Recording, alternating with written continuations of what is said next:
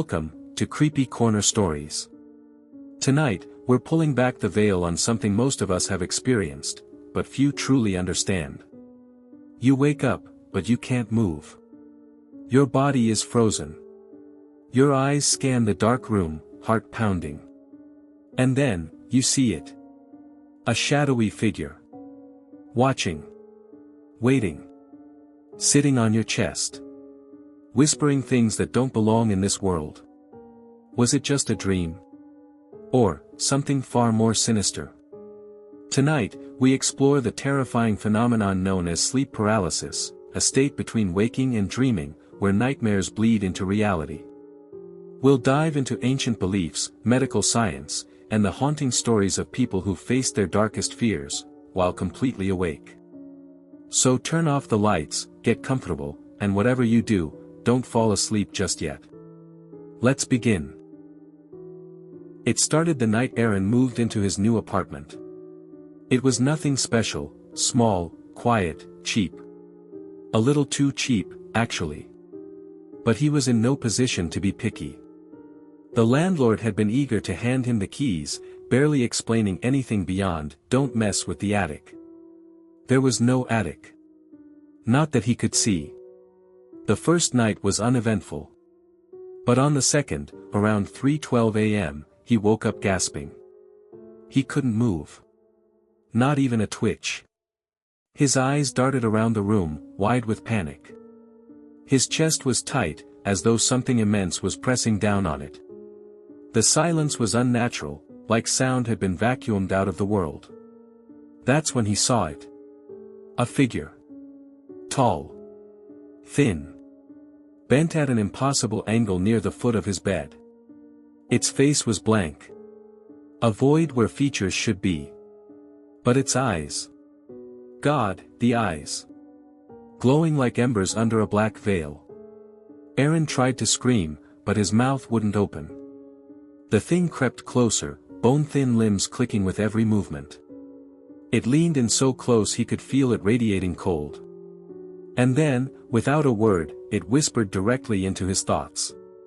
"You let me in." When he finally snapped out of it, he sprang from bed, drenched in sweat. The room was empty. He told himself it was just sleep paralysis, a glitch in the brain. Harmless. But the next night, it returned. And this time, it touched him. Its hand, cold and jagged like rusted metal, reached inside his chest, not physically, but something deeper. He felt it pull. Like it was peeling away a part of him, one layer at a time. Every night after that, Aaron slipped deeper into the paralysis. The creature no longer waited, it greeted him. And each time, he woke up less. Less energetic. Less himself. His friends stopped hearing from him. His job let him go. Mirrors began to frighten him, because sometimes, he thought he saw it standing just behind him. And then one night, he didn't wake up at all. Not truly. His body still moved. He went about his day. But something else was driving him. Watching from behind his own eyes. Living through him. Now the whispers never stop. And every once in a while, when someone visits the building, they'll notice something strange about the man in apartment 3B. He never blinks. He always knows your name. And if you listen closely when he smiles, you might hear the thing inside him whispering your name next. Talia had always been a vivid dreamer. But lately, it had turned darker. It started with whispers in her sleep. Nothing clear, just murmurs. Like voices trying to speak through water. She'd wake up drenched in sweat, heart pounding, with vague images of peeling faces and hollow eyes burned into her mind. She chalked it up to stress. Until the night she didn't wake up. Her eyes opened, but her body didn't follow. She was trapped, paralyzed in bed. Her fingers, her toes, her mouth, none of them would obey. Only her eyes, flicking helplessly in the dark. That's when she heard it. Not the whispers this time. Breathing. Close. Heavy. wet. From the corner of the room, something began to crawl. She could hear its limbs dragging across the floorboards. Slow. Deliberate. The sound of nails clicking against wood. She strained her eyes, trying to see. Then it came into view. It looked wrong. A faceless thing, made of stretched skin and exposed muscle, as if it had peeled itself out of someone else's body and forgotten to die. It twitched as it moved, head jerking in unnatural bursts. It crept up the side of her bed. Sat on her chest. And then, slowly, it began pulling her face off. She couldn't scream. Couldn't move. All she felt was the pressure, the cold, the stretch of her skin, like it was loosening reality itself. The thing leaned close and whispered in a voice that wasn't a voice at all. "You don't need this anymore. I'll wear you better." Then it vanished. She woke up screaming. But something was wrong. Her face felt numb. She ran to the mirror, and stared. It was her face, but not quite. The smile felt too wide. The eyes weren't hers. And somewhere, behind the reflection, something blinked. They say sleep paralysis is just your brain misfiring. A dream glitch. A trick of light in the dark. But if that's true, why does Talia now sleep with the lights on, mirrors covered, and a knife under her pillow? And why, every night since, does she hear it breathing beneath her bed? Waiting for another face to wear. They say in the old villages of Eastern Europe, there's a legend. A woman in white, holding a lantern, who comes to you when you're most vulnerable, when you're not awake, but not quite asleep. When your soul is closest to slipping. They call her the Lantern Woman. Eli didn't believe in stories like that. He was a rational man. Logical. He didn't even believe in dreams, said they were just static in the brain. Background noise. That was before the night he saw her. It began like any other. Late night, a dull ache behind his eyes from too many hours staring at screens. He collapsed into bed, let the darkness take him. And then he opened his eyes. At least, he thought he did. His room looked the same. Same cracked ceiling.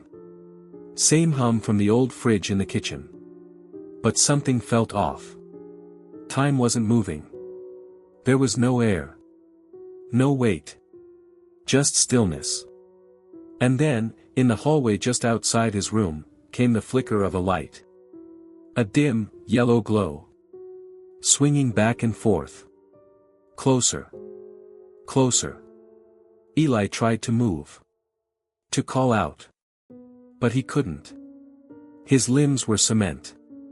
His mouth sealed shut. The door creaked open. She stepped in.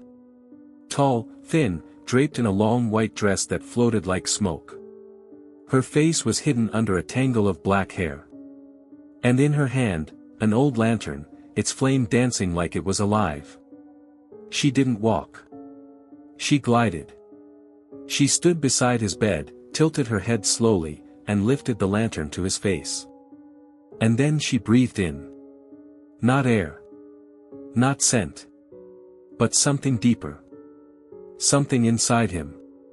And Eli felt it. Like threads being pulled from his chest. Like memories unraveling. He saw flashes, his mother's voice, his first kiss, his favorite book, and then, they were gone. She was taking pieces of him. When he woke up, he was on the floor. Cold. Shaking.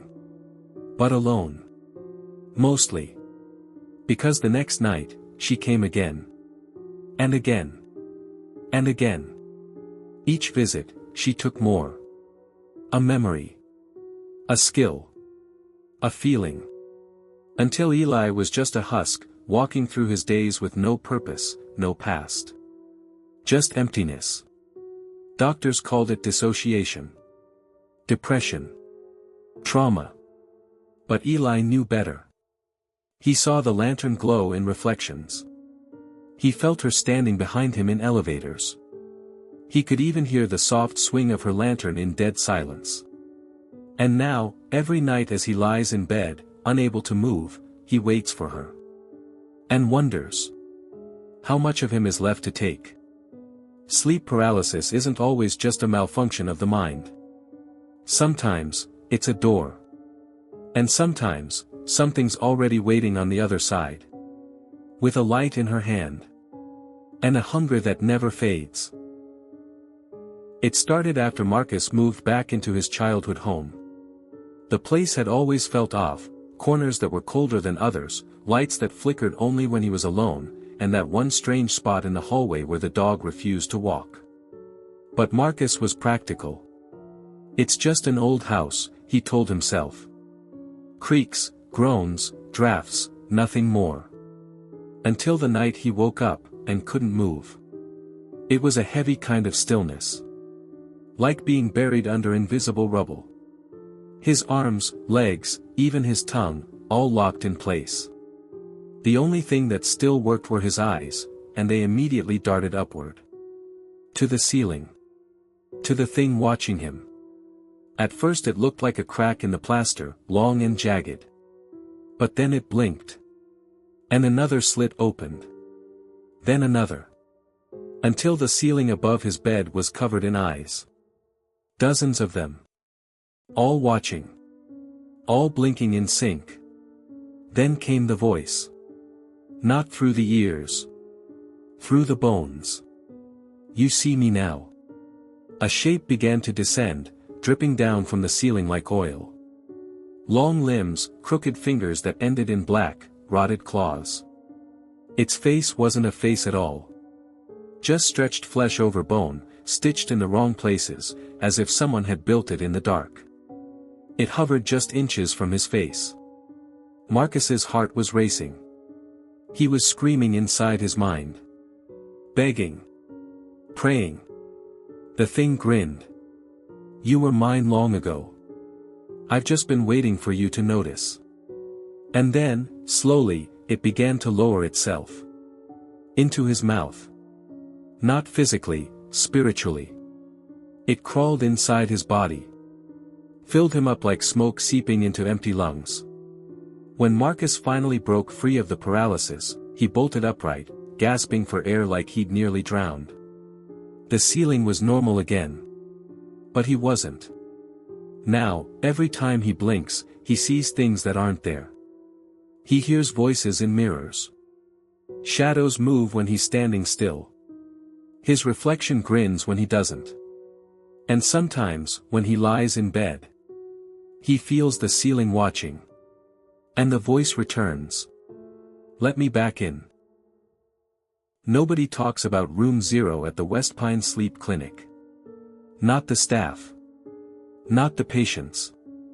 Not even the building blueprints show it exists. But Mia was assigned to Room 0 by accident.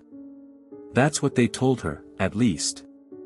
She was there for a sleep study, chronic insomnia, vivid nightmares, night terrors. Nothing unusual on paper. But the moment she stepped inside that room, something shifted. It wasn't the flickering fluorescent light.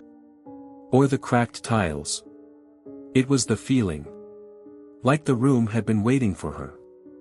The technician hooked her up to monitors and electrodes, told her to relax, and left. The door shut. The lights dimmed. And Mia closed her eyes. She opened them to silence. Not sleep. Not fully. Somewhere between. Her body wouldn't move. And then, a noise. A soft, dragging shuffle. Like bare feet across tile. Coming from behind her. From inside the room. Her mind screamed, someone's here. But her body didn't respond. A figure moved into view. Not walking, crawling. Jerkily. Like every joint was dislocated. It was tall. Thin. Covered in old hospital sheets, stained with something dark. A mask, white porcelain, covered its face. No eye holes. No mouth. But it turned, and looked directly at her. Then, it leaned in. "You've slept here before," it whispered. Mia's heart raced. Her breathing grew frantic. And then, it climbed on top of her. Its cold hands pressed against her chest. And with an unnatural bend of its neck, it leaned in and whispered again. "You died here, Mia." Over. And over. And over again. Suddenly, she was falling. Out of the bed. Into blackness. Screaming internally as her body stayed behind, rigid. Eyes wide. She woke up screaming. The technicians rushed in. No one said anything about what happened. They wouldn't say. When she asked about the room later, they just stared at her. There is no room 0. But the footage from the sleep study? It was wiped. Except for 1 second of static. And in the middle of that static, just before the screen cut to black, was a white porcelain mask. Smiling. Nathan had been struggling with a strange kind of sleep paralysis, one that didn't feel like a glitch or a dream. It felt orchestrated. Like someone was watching him during it. Measuring. Waiting. Eventually, he found a forum. Obscure. Buried deep in the dark web. It was called, the Stillness Test. The rules were simple. Lie completely still in a dark room. Do not move, no matter what. If you succeed, they will reveal themselves. Do not fail. Nathan thought it was a joke. A creepypasta challenge. He had nothing to lose. So he tried it. The first few minutes were easy. Just darkness. Breathing. Then came the ticking. No clock in the room. But something was ticking. Slowly. Deliberately. Tick. Tick. Tick. Then silence. Then, the dragging. Like wet limbs being pulled across the floor. Closer. Closer. Right up to the edge of his bed. He didn't move. The thing whispered, "You're doing well." His eyes burned, begging to shut. But he kept them open. That's when it climbed onto the bed. Slowly. Knees cracking. Fingers tapping on his ribs. He didn't move. It leaned into his ear and breathed words he didn't understand. A language that vibrated through his bones. Words that made his nose bleed. He didn't move. Then silence again. Suddenly, the room changed. The ceiling was gone. The walls too. Just black space. No stars. No light. Just presence. He wasn't in his room anymore. He was on a table. Strapped down. And they were there. Tall. Thin. Featureless. Dozens of them. Surrounding him. Observing. Writing. Measuring. One leaned down. Its head was a smooth orb with a vertical slit. Not eyes, just a line that opened slightly and whispered. "You passed." He woke up in his bed. Gasping. Drenched in sweat. Nose still bleeding. But things were off. No reflection in the mirror. No sound from his own footsteps. His shadow moved slightly out of sync. And sometimes, just before he falls asleep, he hears that ticking again. They're still watching. Callie had never believed in dream demons. Not really. She thought her sleep paralysis was just stress from her night shifts at the hospital. Until one night, she blinked awake, frozen in her bed, and saw herself standing in the corner. Not a shadow. Not a dream. Herself. Same hair. Same pajamas. Same scar on her collarbone. But the eyes were all wrong, empty, glassy, too wide. It didn't blink.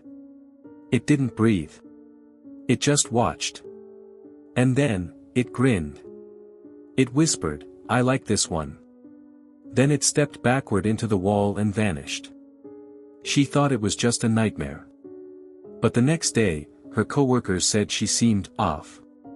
Her boyfriend said she talked in her sleep, but it wasn't her voice. Over the next few nights, things got worse. The sleep paralysis came faster. Stronger. And now every time she was trapped, there was more than just the other her. Figures stood in the hallway, frozen. Watching. Sometimes whispering.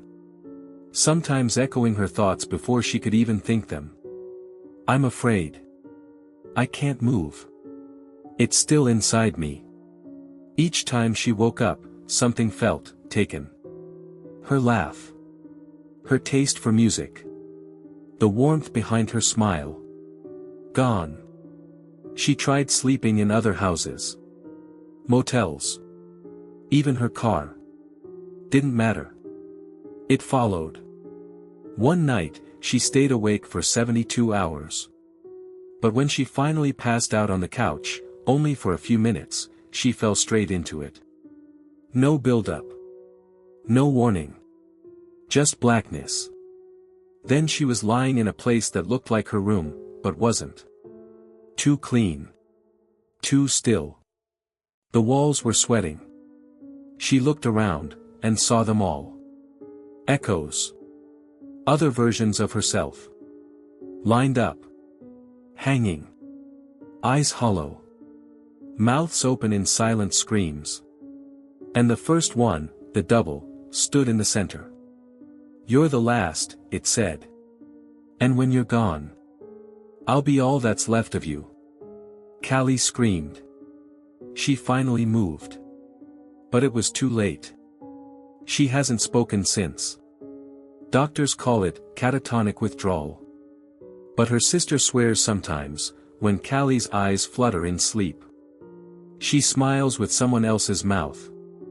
And sometimes, she whispers things in her sleep, in her own voice. Except her lips don't move. The eater of echoes isn't just a dream parasite. It's a replacement. And once it finishes copying, you disappear. Elias was never a believer. But when the old woman from apartment 3C died, and he found the strange markings etched into her walls, circles within circles, symbols carved behind the mirrors, he got curious. He shouldn't have been. He found her journal, half-burned. Pages filled with prayers to something called the Watcher in the Door. It spoke of a ritual. A calling. A sleep pattern that opened the mind like a window. If performed for 13 nights in a row, the Watcher would come. And grant understanding of what lies beyond sleep. Elias laughed. And then he tried it. Just to see. Night 1 to 5. Nothing. Just dreams. Vague shadows. Faint whispers. Static. Night 6. Sleep paralysis. Something stood in the doorway. Tall. No face. Long arms that reached the floor. Didn't move. Didn't blink. Night 7 to 9. It got closer each night. First in the corner. Then at the foot of the bed. Then leaning over him, its breath cold as ice. Night 10. He woke up screaming. Blood on his pillow. Not from his nose. From his ears. The whispers had grown louder. They weren't in any language he knew, but he understood them. 13 nights, and you will see. But on the 13th, we open the skin. Night 11. He tried to stop. Broke the pattern. Slept during the day instead. Didn't matter. He fell asleep anyway, at 3:13 a.m., and woke up frozen. The thing was inside his room now. Clawing at his sheets. Bending backward in jerks like a spider learning to dance. It whispered. You agreed. Night 12. He didn't sleep. But something else did. He watched his reflection blink while he didn't. He turned off all the lights. hid in the bathroom. But when he looked in the mirror, there were 3 of him. And only one was afraid. Night 13. Elias never woke up. When police entered his apartment, they found the bed perfectly made. But the ceiling above it, torn open. Like something crawled out of the room, not into it. And the walls were covered in circles. And in the center of the room, a hollow shell of skin. No bones. No organs. Just Elias's shape, like someone had worn him and stepped out. The last entry in the journal, written in his handwriting but in someone else's voice. 13 nights. 1 door. I opened it. Now I watch. If you see 3:13 on the clock, and feel the urge to sleep, don't. He's watching from the other side now. And he's waiting to teach you what lies beneath the dream. And there you have it, folks, another chilling tale from the depths of creepy corner stories. But remember, the darkness never really leaves, does it? If you've enjoyed tonight's story, don't forget to hit that like button, share the terror with your friends, and subscribe for more spine-tingling tales that will haunt your nights. And as always, keep your eyes open, your lights on, and your doors locked. Because next time, you might not just be listening to the story. You might be living it. Until then, sleep tight, and remember, the nightmares never truly end.